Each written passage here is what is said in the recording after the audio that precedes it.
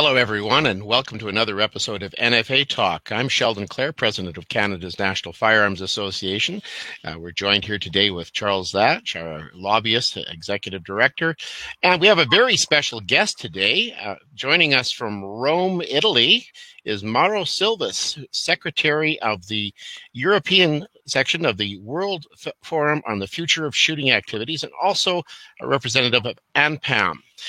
Mauro is a good friend of mine. We've worked together a number of times on international issues affecting firearms owners around the world. And Mauro, it's really great to see you. Good morning, Charles. Morning. So, Good morning. Good morning. Let's talk about what's happening out there in Europe and how that affects people in Canada. I guess that's something to talk about. Mauro, how are things in Rome?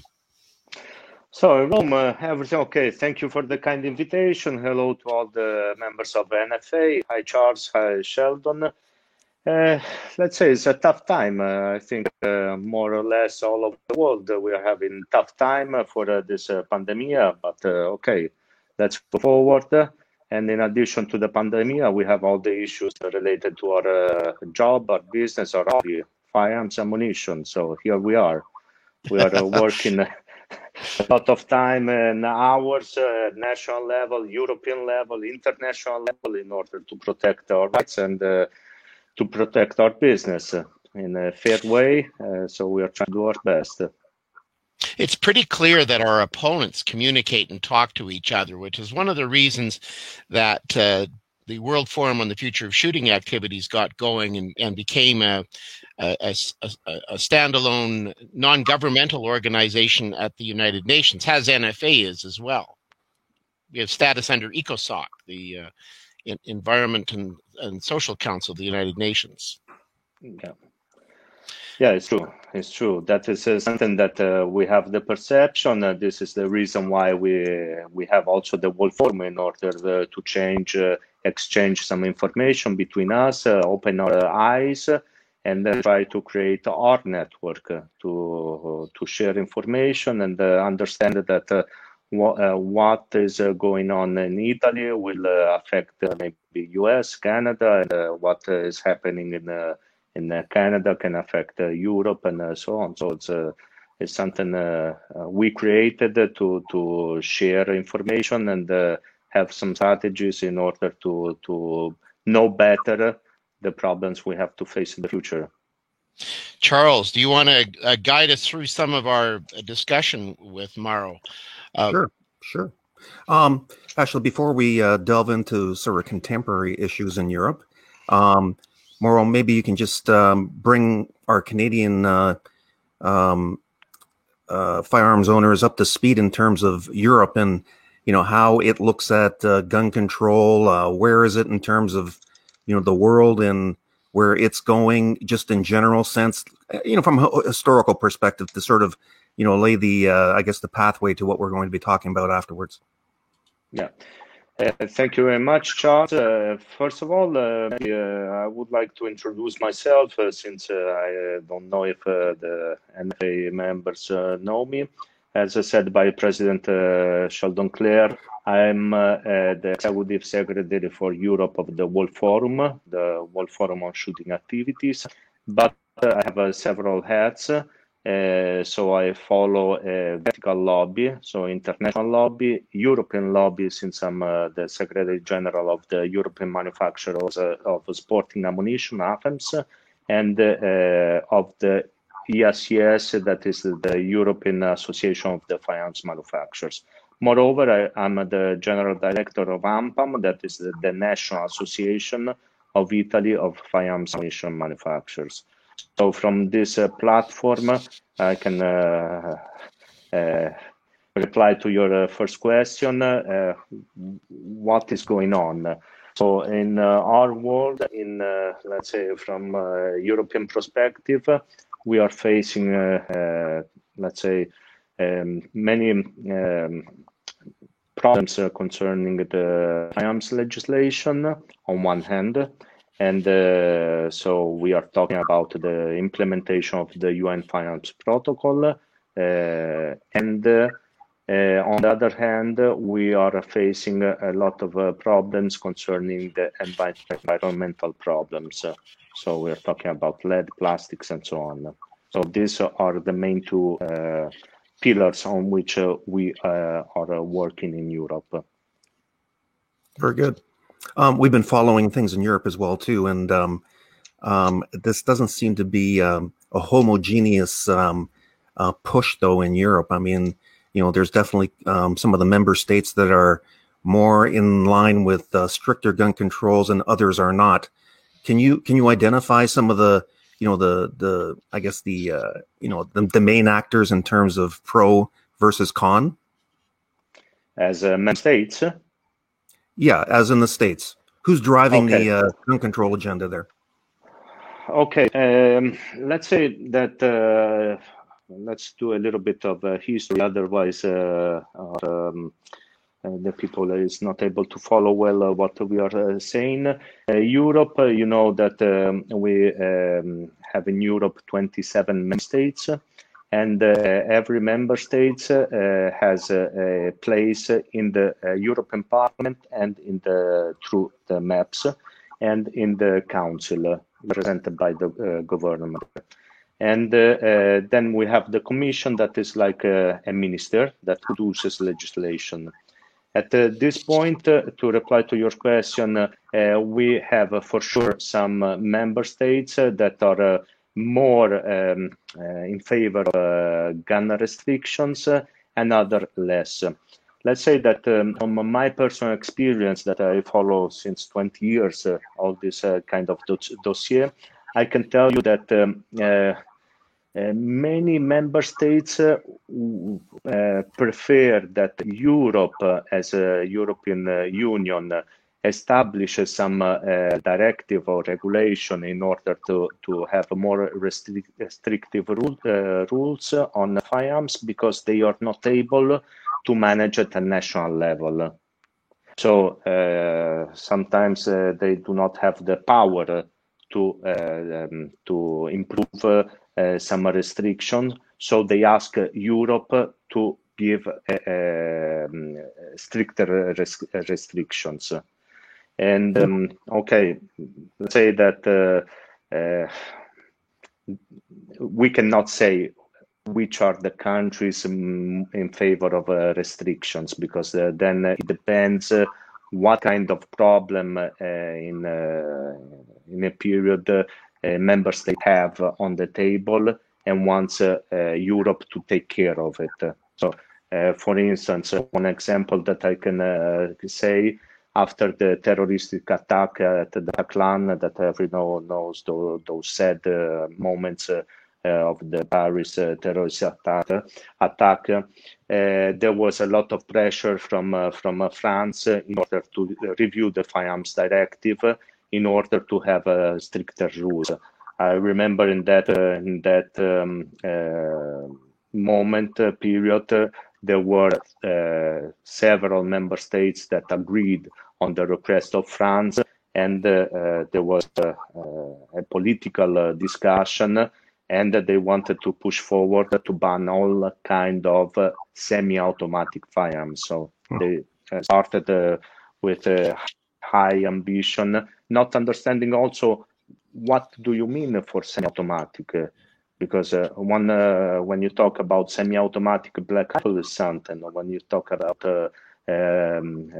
other kind of semi-automatic pistol, semi-automatic rifle, different words. So obviously, then you have to try to explain to the institutions. Let's say my approach is, first of all, try to understand what they want to achieve in order to explain which is the street you can follow that is feasible and you can reach much better a result, and not try to ban many things that there's no sense. Yes. Well, we have a similar problem. We have a similar problem here, Mauro. You know, we find ourselves having to educate the legislators, the politicians, just about every time something comes down the pipe, because it's not their area of interest. They maybe have a party position or an ideological basis, and they really don't know what it is they're doing or what the greater effects might be. And that usually is an over and over again kind of activity. And I know we share this in our meetings, that this is a problem that we encounter in all of our groups around the world. And what do you see as the NFA doing as a participant in this activity? What do you see as us doing that helps and makes a difference? So, you've experienced our efforts for many years now, and I just wondered what your perspective was about whether or not NFA is making a difference on the world scene. Thank you for the question, Sheldon. I think that, I have a more perspective of industry association. So it's different from the sport association, the hunting association, and the users association. So we have a different, approaches, but I think that the NFAs and usually all the users association have a great role in all this sector, because you are as the hunting associations able to have a weight, when you talk about politicians. What are you talking about? Votes. If you talk about users association, you are the person that can make feel a politician maybe more comfortable if instead of an industry that maybe represents more economic sector. Yes. So I think everyone in this field has a role to play, and NFA has an important role to play also. I know when we've gone to the United Nations as a partner with WFSA, we've frequently been able to say things that maybe WFSA would not say, or ANPAM might not say, or other groups might not say, because we bring our user perspective to the table in order to make sure that the people's voices are heard, the firearms community, and I know that some of our groups have different perspectives on different aspects. Certainly, NFA has a good perspective, and it seems to me that our voice is a strong one at those tables. Is that your impression as well? Yeah, I think that let's say the golden rule of WFSA is that it's a big family. As every big family, you have let's say the son that has some attitude and the daughter the other. So you have to understand which role play in some circumstances. So it's nice that with WFSA, because it's like that. Then let's say that NFA is an NGO anyway, so can say whatever they want but we try always to be coordinated. And also ANPAM is an NGO, so let's say the important is to be in that consensus and try to have a dialogue mainly, and the Sheldon knows it, with the delegation, because the delegation of diplomats that try to have a dialogue with the capital. But once that we are there, we try to give our support in technical issues or other things. That is something that you have to give immediately, no? So it's not a waste of time, but it's an investment. If you are there in the right moment, in the right place, maybe you can make the difference. I'd like that comment about the WFSA being one big family, and that's very true. We've talked about this many times, even here in North America. We often use the term, tyranny has no borders. We have a lot of Americans that come up to Canada to do sport shooting and hunting, and vice versa. Canadians go down there, but there's also the transatlantic migration of hunters and sport shooters as well too. We have our biathlon community, for example, small board competitors. IPSC shooters go to Europe, and I know many hunters from the Europeans. They come to Canada for big game and everything else. So, all these rules and regulations, this mishmash that we have around the world, it affects all of us, right? Sometimes we get criticized of, what are we doing in the UN and what are we doing in Europe? Well, there is definitely an impact that happens in Europe at the UN, because it, like you were saying, Mauro, I mean, bleeds into, the, and it has an effect here in Canada as well, too, in terms of our, gun culture. Yeah, absolutely. Absolutely.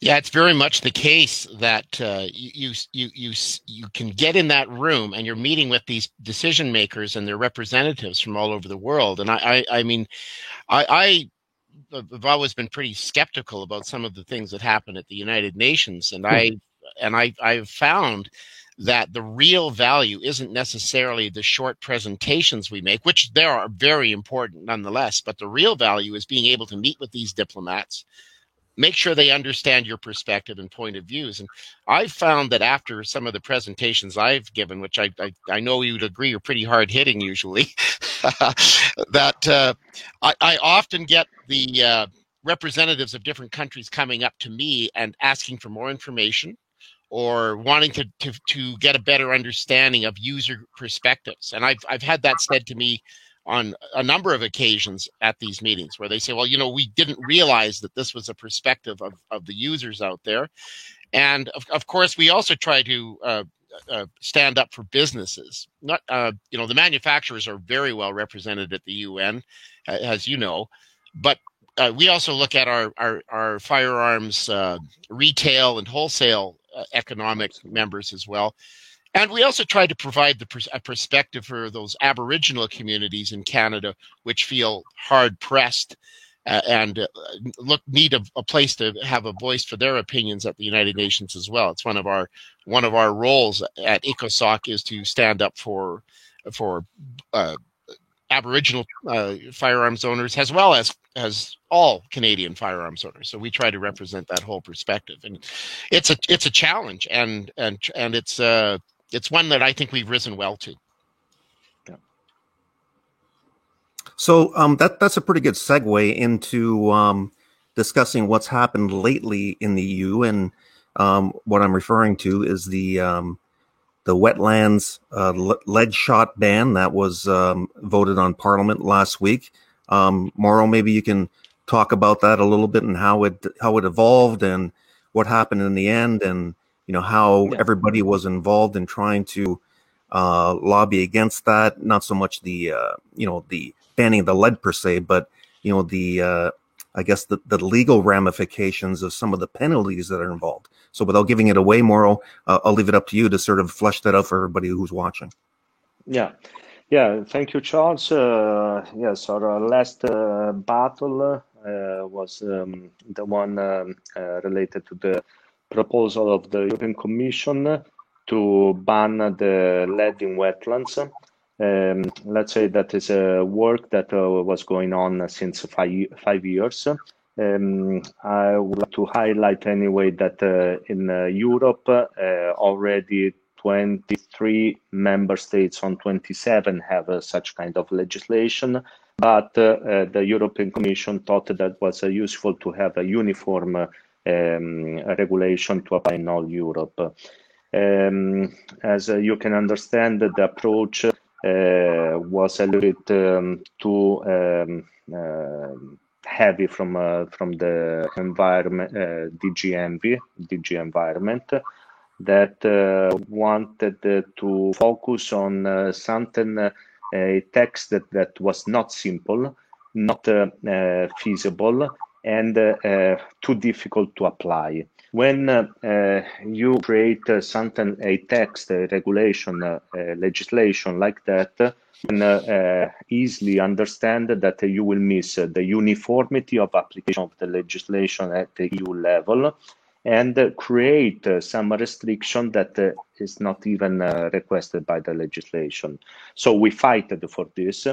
You can consider that the REACH committee, that is a committee of the European Commission that has to approve the proposal to go to the Parliament, had achieved the voting on the third reading. So because we were able to talk with the capitals, highlighting every single point that was not well done. After that, this motion passed through the European Parliament and Council, And at the European Parliament, we created, let's say, synergy with other associations, and we involved also the WFSA members in order to let them understand which are the dangerous things that we have to oppose. And we created this network, and we were able on the Environment Commission of the European Parliament to achieve a great result that was to have 24 votes against the proposal, that usually they approve everything. And there started to become a problem, no, because we made some interviews, we sent letters with legal opinion and so on, highlighting that the legislation was not well done. There was not a correct definition of wetlands that would create huge problems in the implementation at national level. Also in the Parliament, we had a good result because 42% of the members voted against this proposal. We are sorry that it passed, but anyway, we will not give up. We will try to give the support to all the national associations in order to have a correct implementation of this legislation, because we do not think that it's useful to have wide restrictions that are not useful for the scope. So this is, I think, more or less are the same problems that you can face in Canada, or in the US or in Australia, because when you talk about environment, you have to be fair and focus on the scope that you have to reach, not because people is in favor of the Green Deal. You want to eat the apple from the tree and drink water from the river. So we are in 2020, and we have to find the balance of the solution. Yes, we don't have to go beyond. We don't want to be to have an environment extremism. We have to do what is has to be done in respect of the people, of the companies, of the economic, of the hunting, shooters, and so on. Yes, indeed. And we've had a lead shot over wetlands ban in Canada for over 20 years now. And it had a pretty wide sweeping effect on manufacturers and users as well, because if you had an old shotgun, for example, that you used to use for your duck and goose hunting, all of a sudden you can't use lead in it anymore. You've got to use tungsten, bismuth, or steel shot. And that plays holy havoc with your barrel, because the barrels don't take it the same way. So from the manufacturer's perspective, perhaps that was seen as somewhat of an opportunity. But from a user perspective, it's a very expensive problem, because all of a sudden your family shotgun that's been handed down for years is now only usable for upland game birds and could not be used for migratory game birds. And now I know the European methodology was to be much more sweeping, and I think basically what was happening with WFSA and the other groups was damage control in many respects, to try to prevent what was coming from being much worse than it otherwise might have been. And I wonder if they looked at examples from around the world in the development of their legislation, because it looked to me like they were being much more sweeping in what they were doing than actually trying to be consistent from country to country. Is that your perspective as well? Excellent.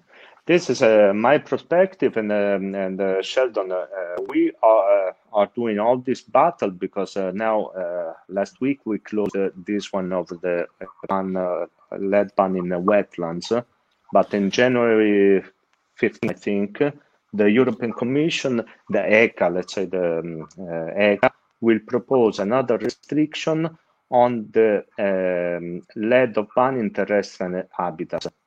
So it will be a much wider and much complex discussion that we will have on the table. And I think that what we succeeded during this wetland dossier is that we coordinated a good group from European associations and national associations that are able to speak with the capital in order to avoid restriction. And you can understand that the restriction over terrestrial habitats is a a very important issue. Oh, absolutely. Yeah. If I could just jump in for a second as well, too, like we're talking about, sort of the similarities between what happened with you. And of course, we've had our ban on lead since 1999. It's administered through the Migratory Bird Convention Act here. But what I found striking with what they voted upon was, some real legal problems that were now entrenched in this legislation. And you touched on a little bit about, the open-ended, undefined wetlands definition that could mean anything from, a marsh to a rain puddle, after, a downfall. And, the real entrapment that happens there is that, and we talked about this during the meeting, that, if there's somebody who's upland game hunting for grouse or woodcock or pheasant or something like that, and happens to have lead shot, in his belt and is near one of these so-called wetlands, they're in jeopardy legally. They've done the same thing that they do here in Canada, where they've reversed the onus of innocence. You're presumed guilty by just possessing lead shot around these so-called wetlands, and there's I think it's a criminal process that you have to go through here. I know in Canada it's not that heavy-handed. We go through, of course, you have to go to court, but it's usually ends up in fines of, $500 or, banned for hunting. They confiscate your hunting stuff and, that kind of thing. But, the way the Europeans have gone, it seems to be very draconian. I was just wondering if you could maybe explore that side of things a little bit. Yeah, that is our worry, because as you said, and I said before, if you do not have a clear definition of wetlands, you imagine, Charles, if the Italian Ministry of Environment implements the definition of wetlands in a way that maybe we are here as we have a strong association, we can explain and try to have a proportionate definition of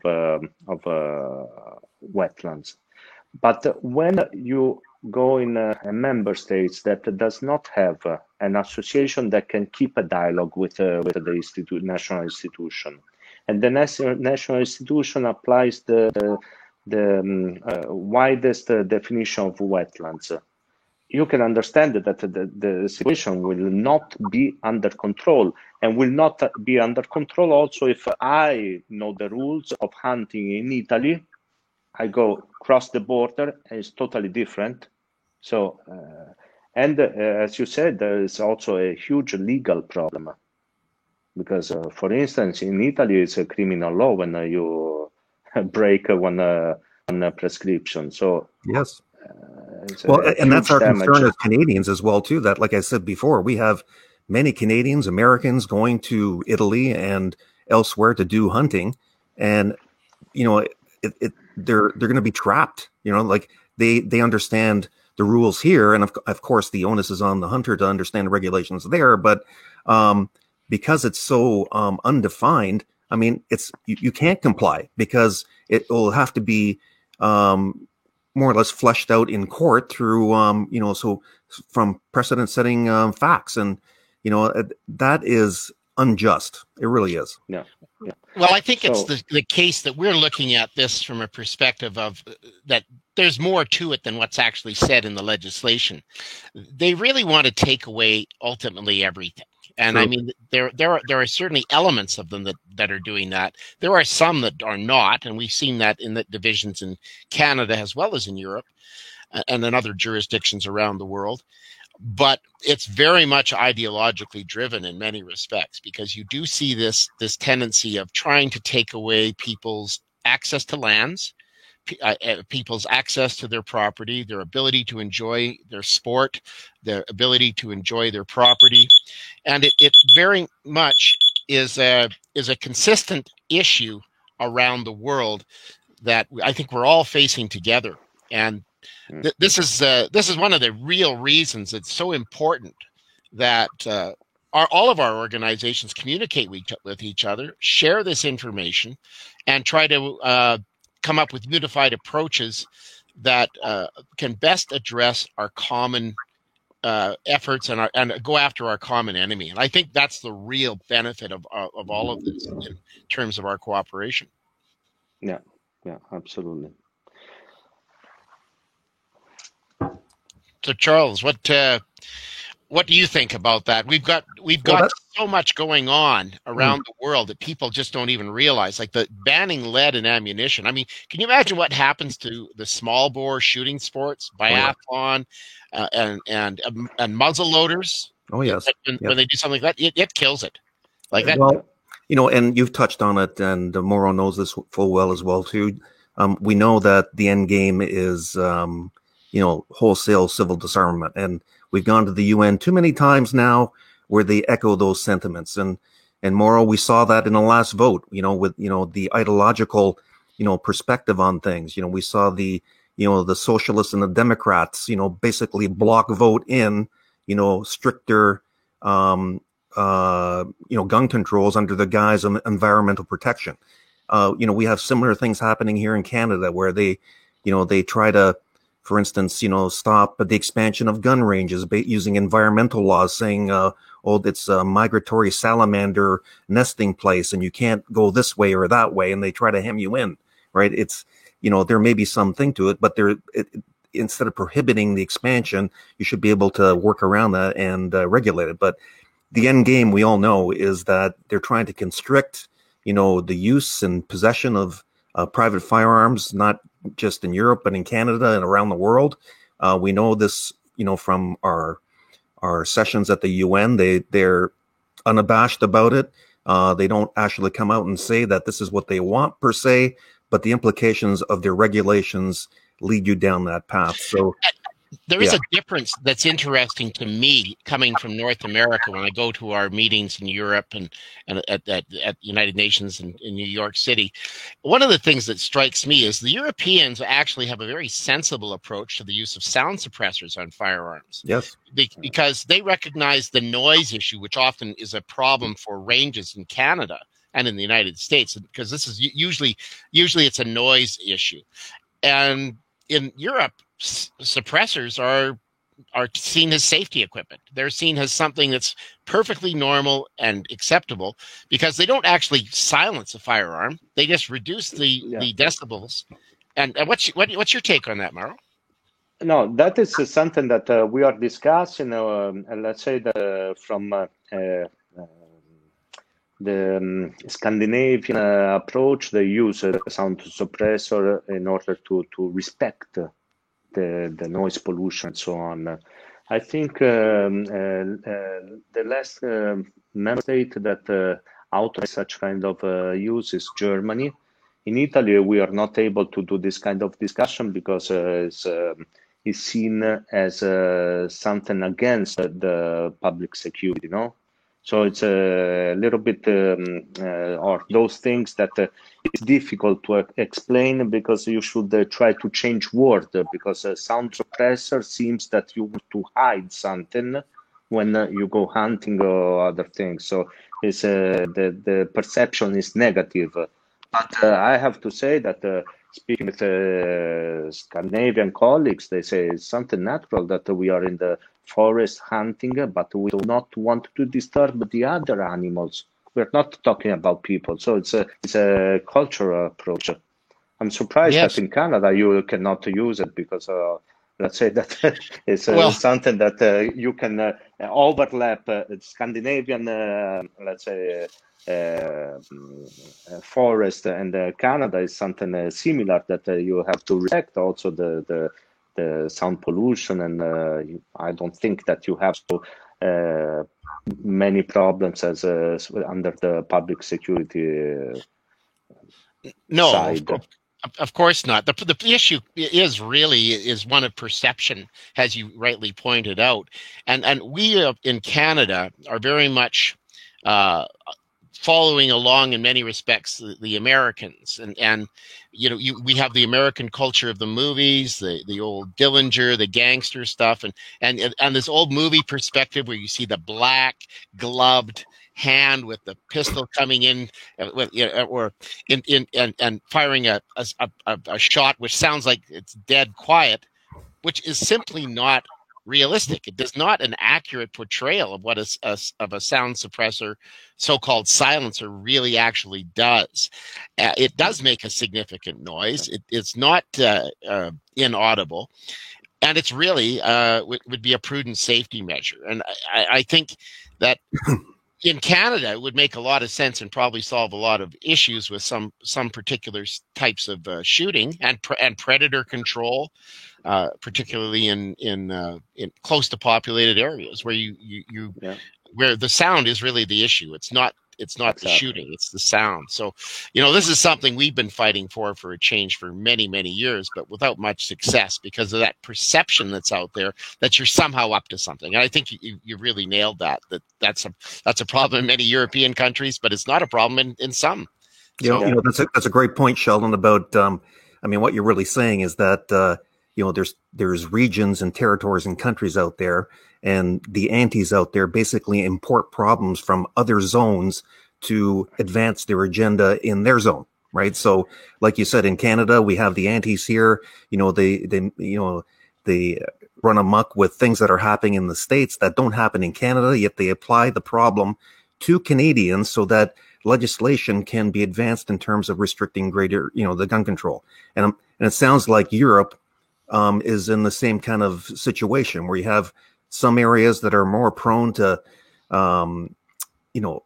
fear mongering and bringing in stricter gun legislation. And that's applied to other places where it's not so much of an issue, but they make it an issue by importing that problem into that zone. Yeah, that's exactly. I think, Charles, I think that if it is true that for some organization lead is poison, the same organization should understand that the sound moderator is to kill the noise pollution if there's coherence. That's an excellent parallel. That's really a great way of putting it. If you want to end one kind of pollution, you should also work on this other kind. Nobody said this makes sense. Yeah. It's unfortunate. Yeah. So go ahead.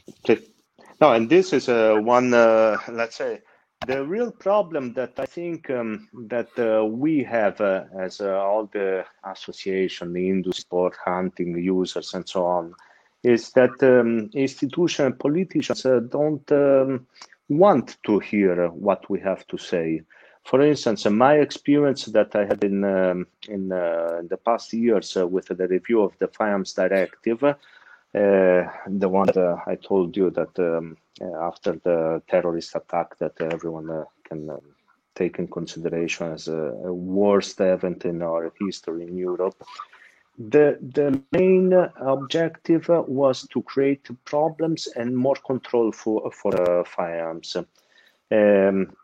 Knowing that the real problem is the smuggling of illegal firearms from outside the border and the control of the territory. So they started, let's ban the semi-automatic. Okay, we try to explain.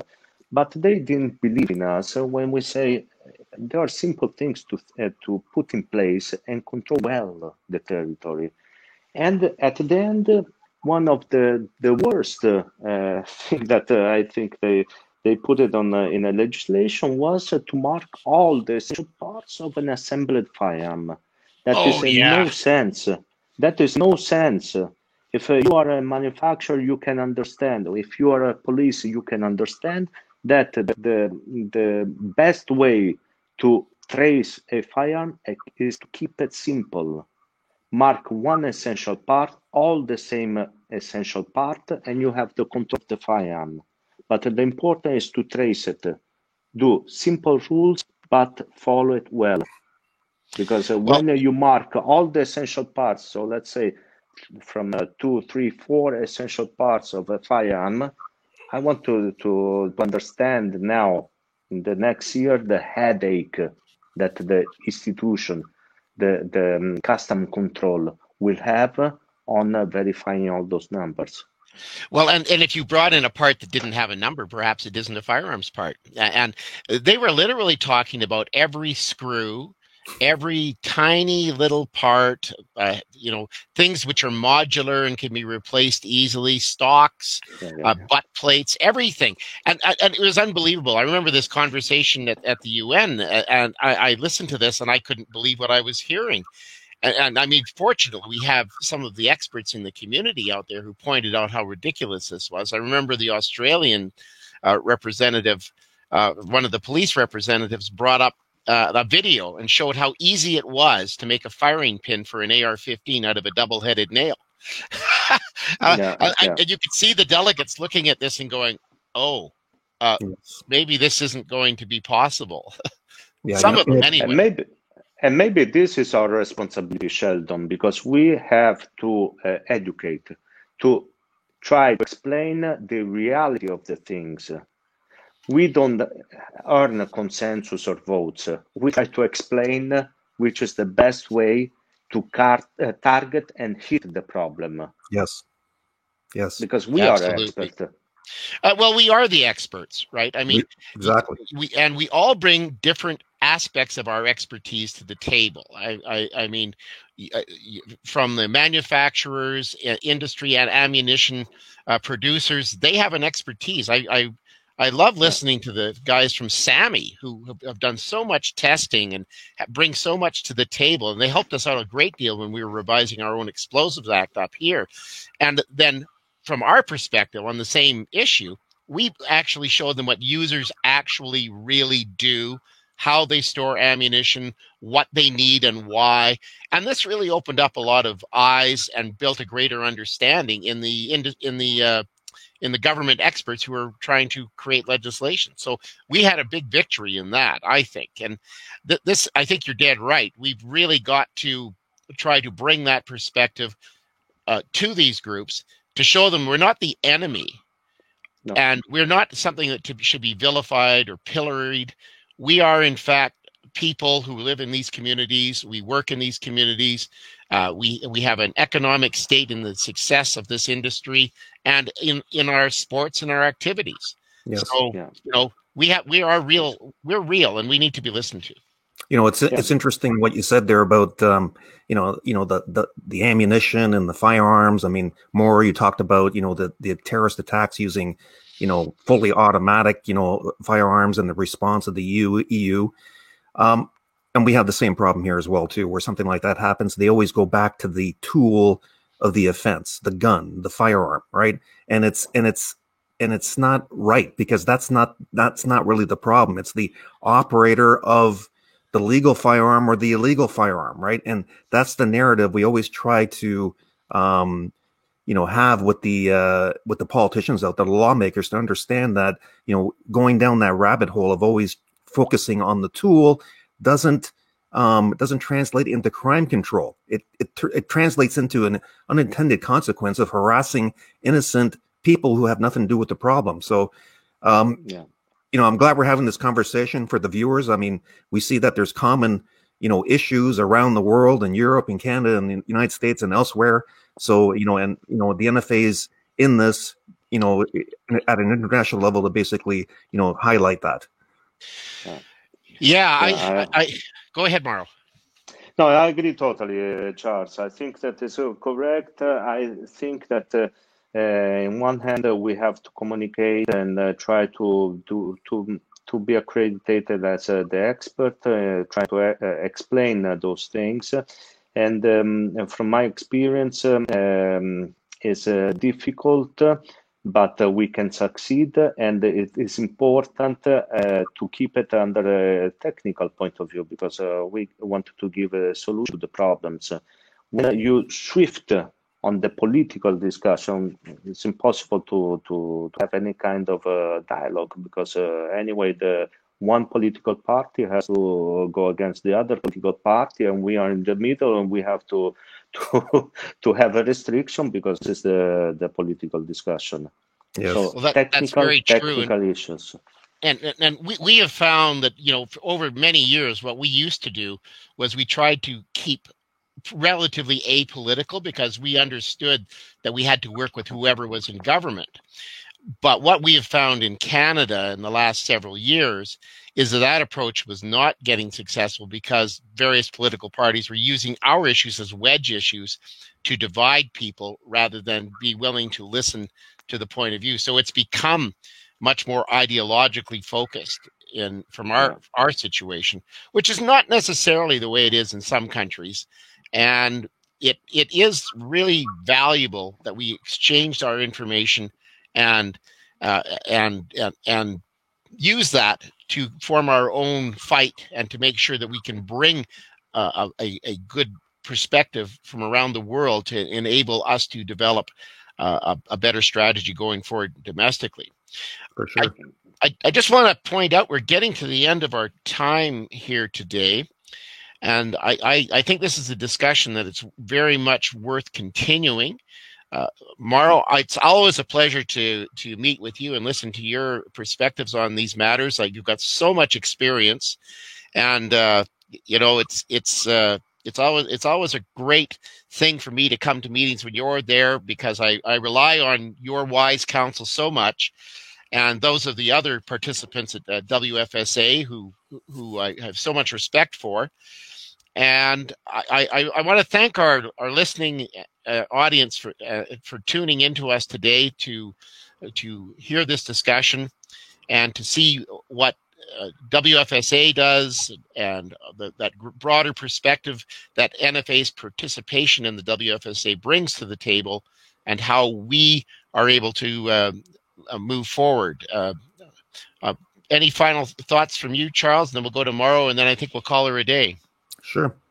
Well, I know we share information and we share perspectives, and I know here in Canada, I think the Europeans understand that we're really under a lot of pressure here, and a lot of the gun community here is very frustrated and very angry.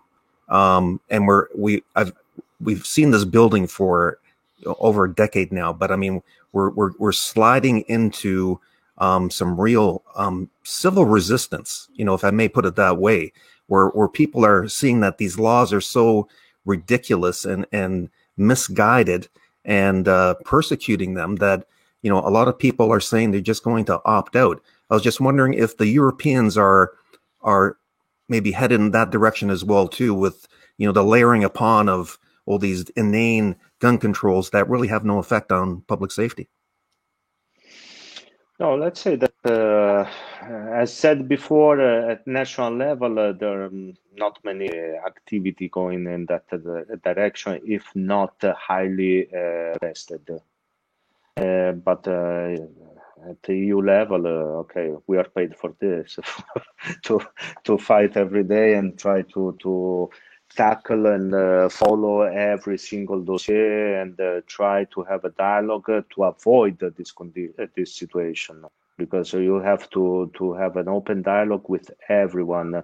And moreover, also to reply to Sheldon, for by law, we as association, we have a dialogue with all the political parts, with all the institutions, also those that do not like us, but we try to create a permanent dialogue, because they have to trust in us and try to involve us when there is the necessity to change law. So the important is the presence, be always present, and a point of reference on the matter. That is the accreditation is the most important thing.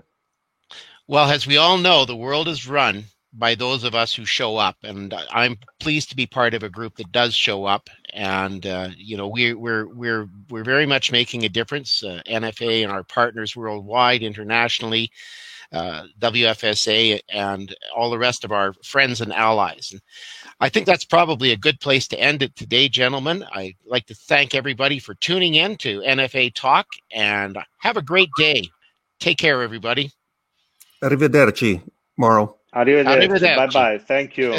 Thanks for listening to this episode of NFA Talk. Like and follow the NFA on social media and sign up to become a member.